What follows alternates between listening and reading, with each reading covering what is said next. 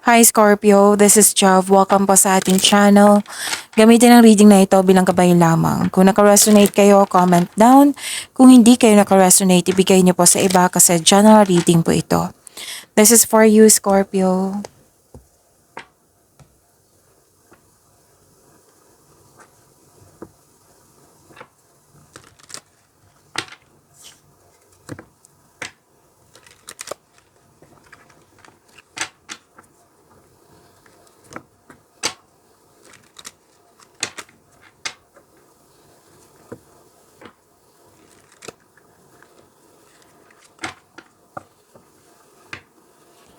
Para po ito sa iyo, Scorpio.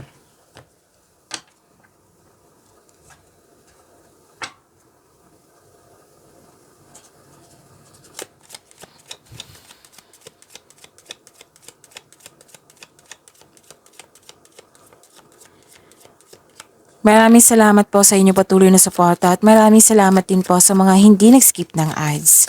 Sa mga hindi pa nag-subscribe, subscribe na po kayo at click bell notification para malaman nyo na may bago tayong video. Para sa mga gusto magpa-reading, comment po kayo ng personal reading. Again, comment kayo ng personal reading and check my reply sa comment section.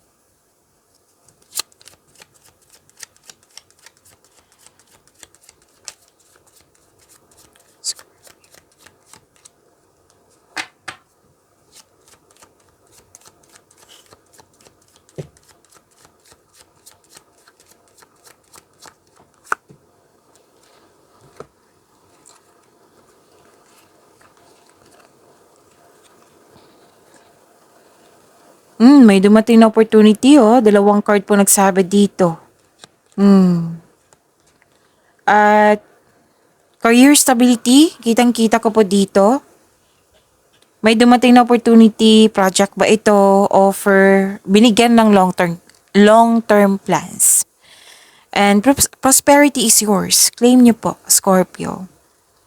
Nakatanggap kayo ng news or information at bibigyan mo siya ng agarang aksyon or reaksyon.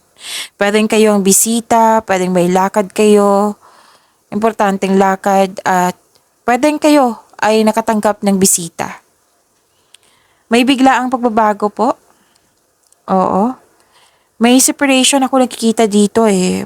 Pwede din gusto nyo mapag-isa muna para mag-isip, magkapag-isip, magpahinga, magnilay-nilay, yung alone time para ma-re-energize ka. Para sa pagbalik mo, may solusyon ka na, may sagot ka na, na-re-energize na yung energy mo. May nakita kong ganyan. Pwede din separation. Yung separation na nagput ng limitation, nagput ng boundaries, pwedeng literal na separation, pwedeng end of contract, closure, pwedeng separation of responsibilities, pwedeng putting space, na nagkaroon ng space, or cool off. At may concern kayo dito sa mataas ang ego na mahirap kausap. At may schedule or nag-asikaso kayo sa isang malaking building. Pwedeng schedule to or nasikaso nyo na. Okay?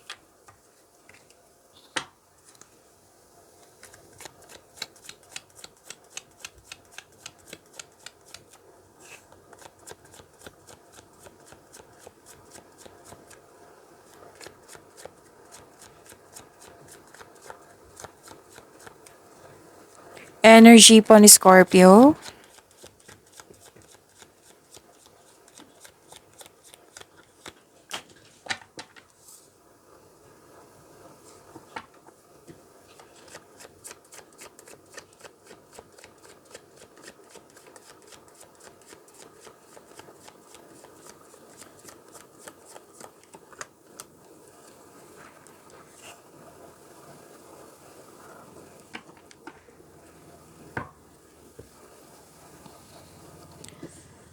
Paalala lang po sa mga, paalala lang po Scorpio, lalo na sa mga bago dito.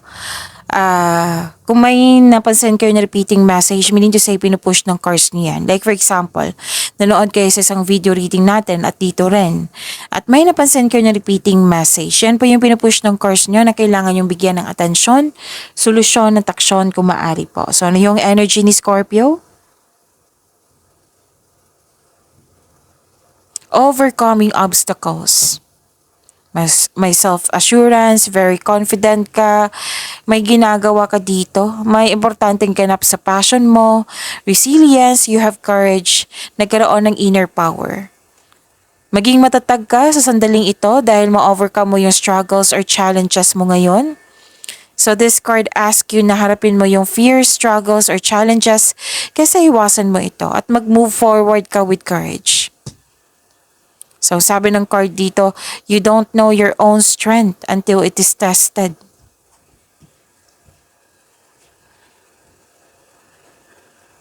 Okay. May mag-uusap dito. Yung sharing of opinion or sharing sa concern. Share ka na yung nag-uusap talaga na like isa sa inyo nasaktan, nag-uusap kayo. Oo. Nag-uusap para magkaayos. Yan. Eager ka dito na magkakaroon ng pagkakaayos. Pwedeng sa isang tao, concern mo sa isang tao, or magiging maayos yung mga ginagawa mo. May eagerness. So, ang advice ng card dito, don't give up or don't doubt your strength. Feel your fears and take action anyway.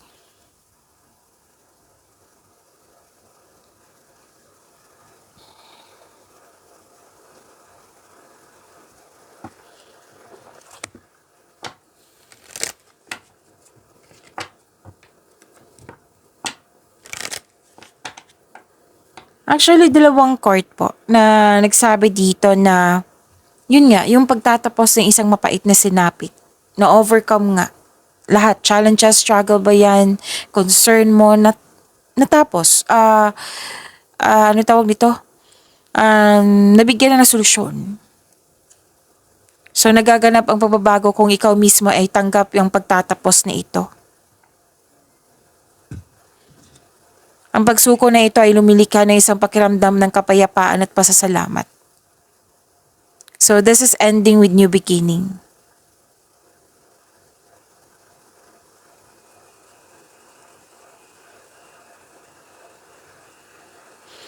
Okay? May space talaga dito. Yung sinabi ko kanina, space, separation, or di kaya ano to, pwedeng nagpasya kayo na magkaroon ng space, separation. Pero most likely, yung nakikita ko dito, nabigyan ng solusyon yung paulit-ulit na pangyayari. Kasi may pag-usap Single ka man, may relasyon sa buhay mag-asawa yan. Sa lahat ito. Pwede sa career and money nyo, sa love life nyo, sa personal life. Kung may concern kayo sa money, sabi ka sa dito, mawawala na. Lahat. Mawawala na yung blockages na yung loss of connection or loss of things or loss of opportunity. Mawawala na yung mga blockages na yan. May parating na biyaya na magbibigay daan ng mas maunlad na panahon. So magiging maayos na. Dalawang card po nagsabi niyan. Ang sabi ng card, accept and learn the past situation. So magkakaroon po ng healing.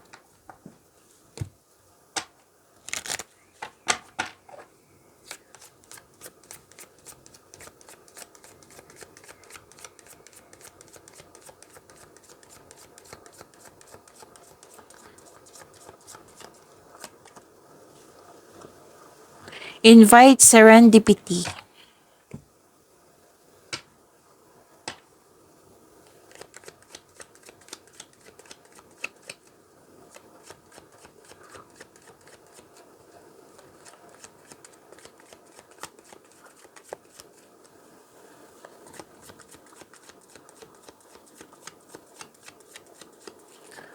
Career and money po ni Scorpio.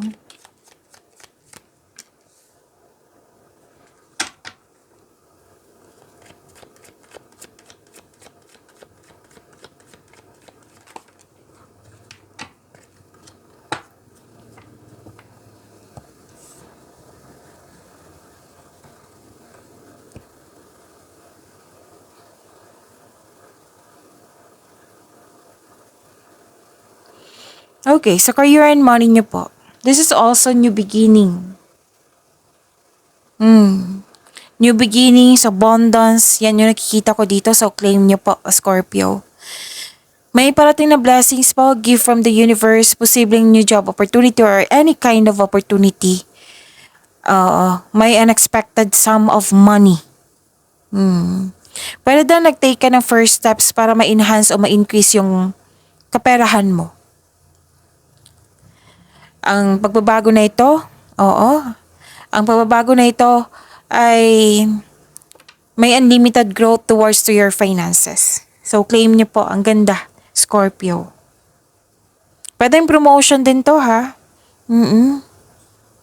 Taas ng kita, sweldo, pag-angat sa posisyon. Magkakaroon po ng financial growth and stability. Ang ilan sa inyo mag-pursue ng new career path, change career that will offer more stability and abundance.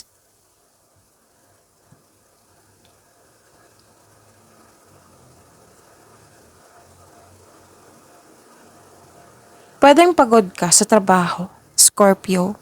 Kasi may sinabi dito na gusto nyo muna mapag-isa para makapag-isip, makapaghanda at magpagaling. Oo. Na sinabi din dito, 'di ba, sa energy cards nyo. Para sa pagbalik mo, you will feel your energy restored. Okay. Naghahanap ka ng solusyon sa inyong problema, sagot sa inyong mga katanungan. Sabi po ng card, nasa iyo na po. Yung sagot, yung solusyon. Feel free yourself para makapag-isip ka ng maayos. Kung nais mo ng promotion or you're making business investment, hindi mo na kailangan ng pahintulot to move ahead. Magtiwala po kayo sa inyong sarili. Mas gusto mo magtrabaho po, mas gusto mo magtrabaho mag-isa rather than in collaboration.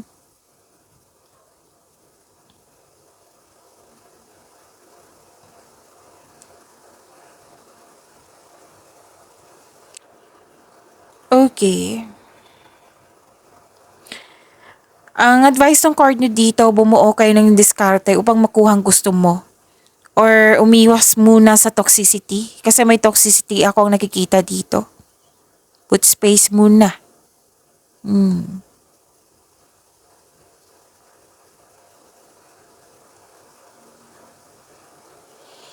And may plano kayo ng grupo ng tao na pwedeng family mo ito na magnegosyo kayo?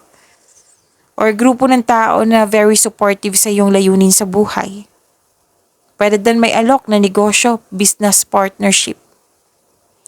May posibilidad na bibili ka ng property. Tapos maghihingi ka ng payo sa taong nirerespeto mo na mas matanda pa sa iyo at wiser. So this is makakatanggap, ang ilan sa inyo makakatanggap ng mana, pensyon, retirement o masaganang ani ng buhay. Nag-save ka sa iyong sarili, nag-save ka sa iyong family, or may specific person kang tutulungan. Kaya nag-save kayo, nagsipag kayo at nag-save.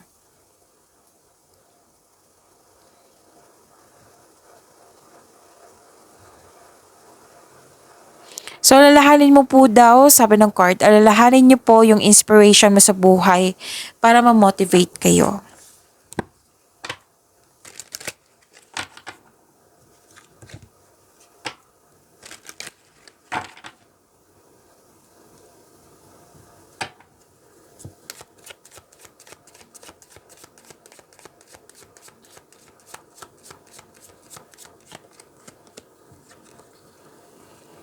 Independence. Manage money yourself. Independence guarantees security. Don't depend on others.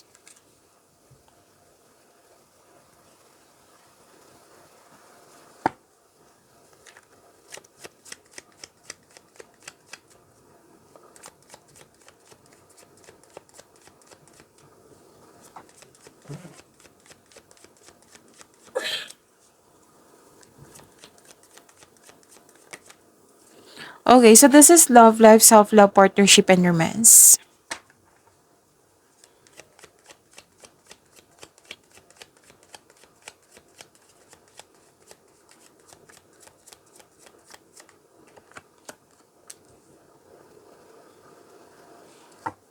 Andito, dito, at dito rin. Gusto nyong mag-move on, gusto nyong mapag-isa muna.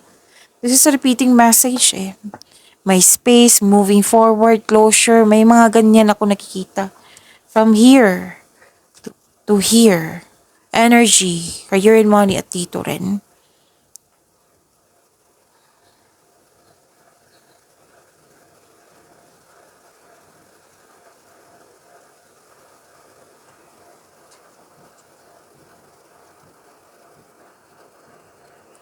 So this is new beginning.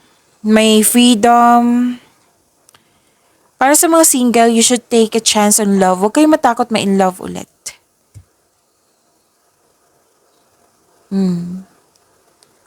For in relationship, sa buhay mag-asawa, mukhang may tampuhan kayo dito eh. Pwede din sa matalik mong kaibigan, sa family member pa, may tampuhan eh. So, ang advice dito, leave the past behind. It's never too late to begin again. Mag-usap at magpatawad.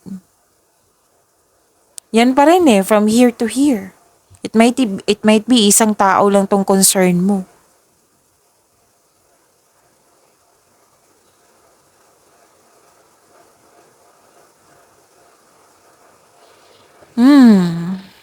Ano pa?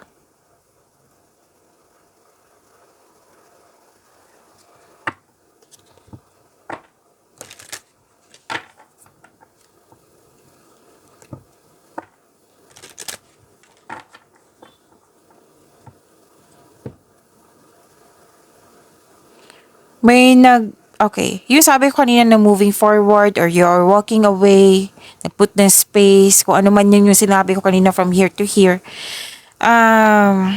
Yun nga, dalawang card kasi nagsabi dito na may hindi pagkakaunawaan. Pero sabi ng card ha, paulit-ulit kasi sinabi ng card dito na mag-usap kayo ng mahinahon. Oo. Okay? May hope and healing po. Huwag kayong mag-alala. May hope and healing, may personal development. Para sa mga single, you're in a process on healing, you're distant to be with someone, it's time to find the soulmate. Para sa mga relasyon sa buhay mag-asawa, magkakaayos ngayon. Kung sino man to na may tampuhan, magkakaayos kayo. Magkakasundo kayo. Wag lang kayo mag-look back kung pwede. Kasi sabi ng card dito eh, na nag-look back kayo sa mga nakaraan, or nag-focus kayo sa wala, yung loss of connection. So, mas piliin pong mag-focus on mind healing instead of suffering. Question yourself, deserve ko bang mag-suffer? Diba? Hindi. So, focus kayo sa mind healing. Okay? Ano pa? Para sa mga single, hindi pa kayo handang pumasok sa isang relasyon. Kasi yun nga, sa trauma, hirap kang magtiwala muli. Sabi ng card dito, mag-move on, let go mo na yung worries mo at patawarin mo na yung sarili mo, yung sitwasyon at yung tao. Para sa mga relasyon sa buhay mag-asawa, yun nga, ilang beses na lumabas dito eh, Scorpio, toxicity. Naubusan ka ng pag-asa.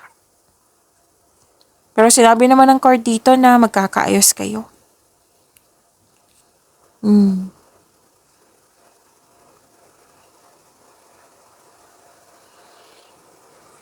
Okay? So, posibleng may regalo, alok o pamanang parating. Grabe sipag mo, Scorpio ha.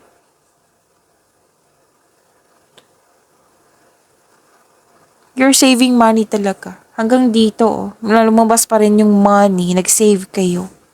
Very conservative kayo sa money niyo. Okay, lumabas agad. Oh, tingnan nyo, alone time. Kanina pa, di ba? Me time. Spend some time alone. It will help you gain clarity on your relationship. Kasi space is a sign of respect sa inyong sarili, sa kanya, sa inyong connection. Kailangan yan. Kasi ang me time, may pahinga dyan. Ma-relax ka, may realization, may sagot na, may solusyon na. Yan. Pag-imanin niyo po yung blessings na binigay sa inyo, Scorpio. See you tomorrow. Maraming salamat po.